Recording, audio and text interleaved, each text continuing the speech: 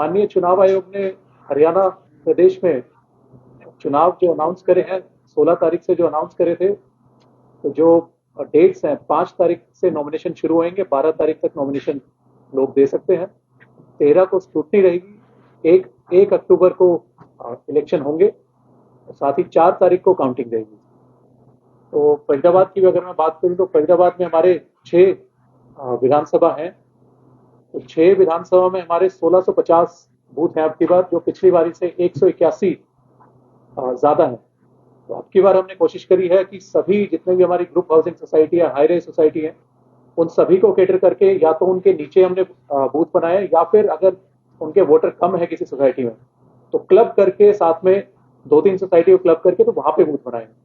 तो अब की बार लोगों को आसानी रहेगी कि अपने सोसाइटी के नीचे ही जाके या साइड वाली सोसाइटी में जाके वो वोट कर सकते हैं। साथ ही जो स्लम एरिया भी हमारे हैं, तो वहां पे भी हमने करीब 54 बूथ वहां पे बनाए हैं, और हाई राइजेस और ग्रुप हाउसिंग सोसाइटी में हमने 57 बूथ बनाए हैं। इसके अलावा जो अलग बूथ बने हैं जहाँ पे 1500 से ऊपर या 1400 के ऊपर जहाँ पे वोट थे, वो भी हमने स्प्लिट करे हैं जब रैशनलाइजेशन का टाइम था उस दौरान। तो हमारे, जैसा मैंने कहा, 181 बूथ हमारे एडिशनल बने हैं, तो 1650 हमारे बूथ हैं, जो कि पूरे हरियाणा में सबसे ज्यादा बूथ हैं। इसके साथ ही जो हमारे वोटर हैं फरीदाबाद में 6 विधानसभा में, वो 17,78,000 हैं इस बार, जो कि पिछले जो पार्लियामेंट्री में जितने वोटर्स थे उससे करीब 38,000 एक्स्ट्रा है, क्योंकि टाइम सभी को दिया गया था अपनी नए वोट अप्लाई करने का या फिर डिलीशन या फिर शिफ्टिंग का। तो जितने भी फॉर्म्स आए हमने लगभग सारे वो डिस्पोज ऑफ करे हैं। तो अभी भी लोगों के पास टाइम है।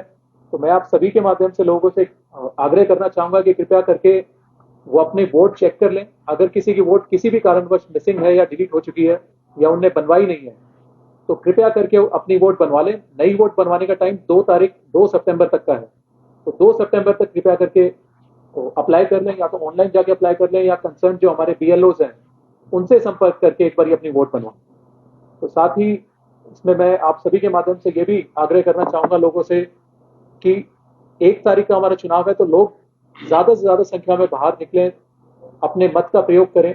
और साथ ही इस बार थोड़ा मौसम भी अक्टूबर के माह में थोड़ा अच्छा रहेगा, तो कृपया करके बाहर आए, अपने जो जो आपके बूथ है। और क्योंकि रैशनलाइजेशन अब की बार हुई है, कुछ सेगमेंट हमने चेंज भी करे हैं, क्योंकि किसी वो लोकसभा में देखने में ये भी आया था कि एक कंपाउंड में अगर 5 या 6 बूथ हैं, तो एक बूथ पे तो ज्यादा लंबी लाइन रही है पूरे दिन ही। मैंने खुद भी पर्सनली विजिट करे हैं, साथ में सीपी साहब के साथ भी विजिट करे हैं, हमारे कंसर्न जो एआरओ थे उनने भी विजिट करा है। तो वहां पे एक बूथ पे तो लंबी लाइन थी, बाकियों पे छोटी छोटी लाइन थी। तो हमने कोशिश करी है अब की बार की अगर जिस बूथ पे ज्यादा लंबी लाइन थी उसको स्प्लिट करके बाकियों में भी बांटा है वोट को।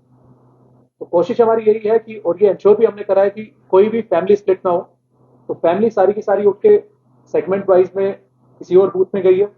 तो वो चीज भी लोगों से आग्रह ये है कि अपनी वोट चेक कर लें किस बूथ पे, तो वो आपको ऑनलाइन भी मिल जाएगी, उसकी डिटेल्स भी हम दे देंगे। इसके साथ ही जो वोटर इन्फॉर्मेशन स्लिप है जो हमारे बीएलओ बांटते हैं इलेक्शन से पहले, तो वो भी घर घर जाके बांटेंगे। तो पिछली बार देखने में आया था कई लोगों ने लेने से कई बार मना कर दिया था। तो आप सभी से आग्रह मेरा ये है कि कृपया करके जब बीएलओ आए तो अपनी वोटर स्लिप ले लें, और आप पहले से देख लें कि आपकी वोट किस जगह है।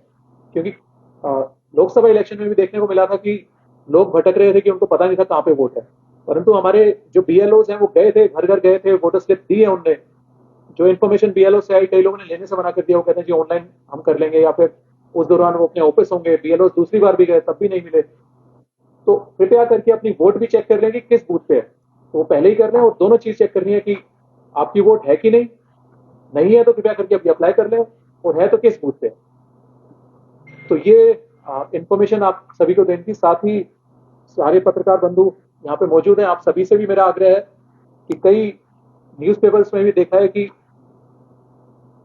जो एडवर्टीजमेंट जो कर रहे हैं उसकी इंफॉर्मेशन यहाँ पे नहीं आ रही है। तो वो कृपया करके आप इंफॉर्मेशन यहाँ पे भी दे दें। और जैसे ही इलेक्शन अनाउंस हो जाता है, चाहे पार्टी के खर्चे में हो या फिर कैंडिडेट अनाउंस हो जाता है तो कैंडिडेट के खर्चे में हो, तो उसका एक्सपेंडिचर बुक होता है। तो चाहे कोई पेड न्यूज या फिर कोई एडवर्टीजमेंट, वो कृपया करके आप एमसीसी गाइडलाइंस का कृपया करके ध्यान रखें। और कोई भी अगर ऐसी एडवर्टीजमेंट करते हैं या उसके रेट्स वगैरह हैं वो फाइनलाइज यहाँ से डीपीआरओ ऑफिस से हो भी रखे हैं, सेंट्रली हरियाणा गवर्नमेंट से भी हो रखे हैं, तो उसकी इन्फॉर्मेशन यहाँ पे प्लीज दें।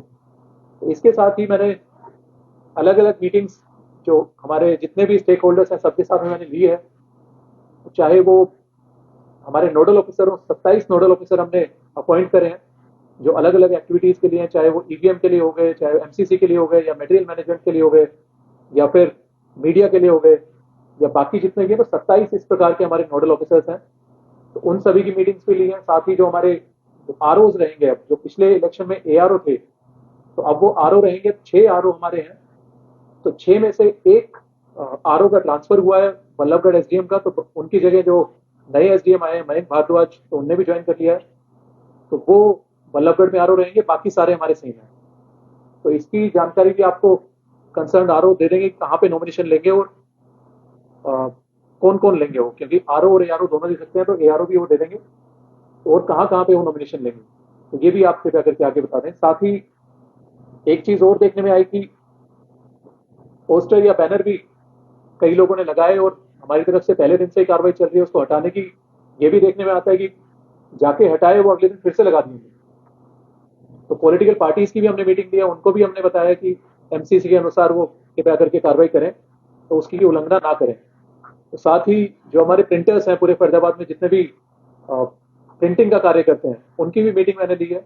उन सभी को भी मैंने कहा है कि कृपया करके अगर कोई भी आपसे छपवाता है तो उसकी इन्फॉर्मेशन पहले यहाँ पे दे, और साथ ही उसमें 3 इन्फॉर्मेशन जरूर छापें कि नंबर ऑफ प्रिंट्स कितने करें आपने, किसने आके पब्लिश करवाए, एप्लीकेंट है कौन है, उसकी डिटेल उसमें हो, और प्रिंटर का नाम। ये 3 चीजें उसमें जरूर होनी चाहिए।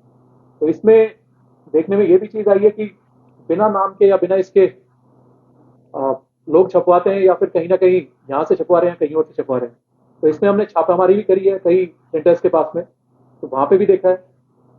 तो हमारी कोशिश इसमें भी जारी रहेगी, अगर कोई इलीगल ऐसे कर रहा है तो उसकी चाहे प्रिंटिंग प्रेस पे भी अगर कार्रवाई करनी पड़े वो भी हम करेंगे, क्योंकि गाइडलाइंस इसमें सख्त है। जो आरपी एक्ट है तो उसकी 127A के तहत हम कार्रवाई करेंगे अगर कोई भी इसकी उल्लंघना करता हुआ पाया जाता है। तो साथ ही जैसा मैंने कहा कि पॉलिटिकल पार्टी से भी और सभी कैंडिडेट से भी मेरा यही आग्रह है कि कृपया करके एमसीसी की गाइडलाइंस कृपया पढ़ लें और उसके अनुसार कार्य करें। ठीक है। नामांकन के दौरान कितने लोगों को इजाजत होगी आरोप में? 5 हैं, 5 लोग हैं, सेम ही है सारे। तो इसमें एक चीज और मैं बताना चाहूंगा कि जैसा कि हमारे बूथ भी 1650 बूथ हैं अब की बार, तो हमारी कोशिश ये रही है कि अब की बार की 1400 के ऊपर भी कोई वोट ना रहे किसी बूथ में। तो वैसे तो इलेक्शन कमीशन की डायरेक्शन है कि 1500 के ऊपर नहीं होनी चाहिए। 1500 के ऊपर होती है तो ऑक्सिलरी बूथ हमें बनाना पड़ता है, जो पिछली बार हमने 103 बनाए थे।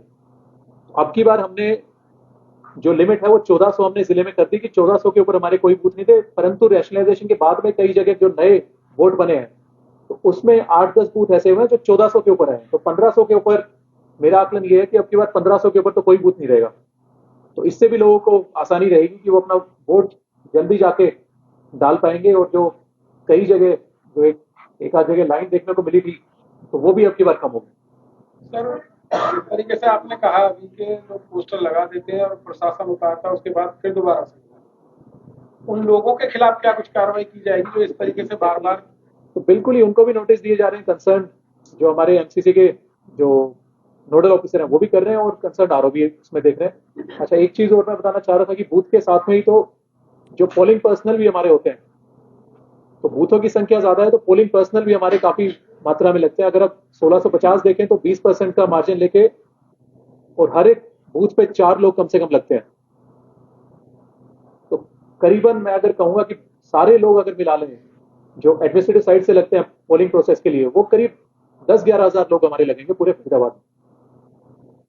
उसके साथ में पुलिस अधिकारी भी लगेंगे, पुलिस कर्मचारी भी लगेंगे। तो वो इसके साथ ही जो हमारे जो चाहे आरएएफ हो गई या फिर जो पिछली बारी बाकी सेंट्रल आर्म फोर्सेज आई थी तो वो भी अब की बार भी आएंगी, तो वो भी कर्मचारी हमारे लगते हैं साथ। किस तरीके की सुरक्षा व्यवस्था रहने वाली है सर चुनाव? तो सुरक्षा व्यवस्था पूरी जैसा कि आपने देखा पिछले लोकसभा इलेक्शन में, तो अब की बार भी हमारी कोशिशें अच्छी रहे। वो पिछली बार हमने पूरे फ्लैग मार्चेस भी करे थे, इलेक्शन के दिन भी मैं पर्सनली भी और सीपी साहब के साथ में भी हमने मिलकर दौरे करे थे। तो आपने भी देखा होगा कि सुरक्षा के लिहाज से कोई ऐसा कोई इंसिडेंट हमारे सामने नहीं आया यहाँ पे, और पीसफुली रहे। तो इसके लिए मैं आप सभी का भी धन्यवादी हूँ कि आप लोगों ने भी इतनी मेहनत करी, सभी पत्रकारों ने चाहे मैसेज पहुंचाने में हो, चाहे बाकी जानकारी हो लोगों के लिए, वोटर्स के लिए, वो सभी आप लोगों ने दी। तो आपका भी इसमें काफ़ी अहम रोल है और इस बारी भी वही अहम रोल आप सभी का भी रहेगा कि किस तरीके से हम ये चुनाव करवाते हैं।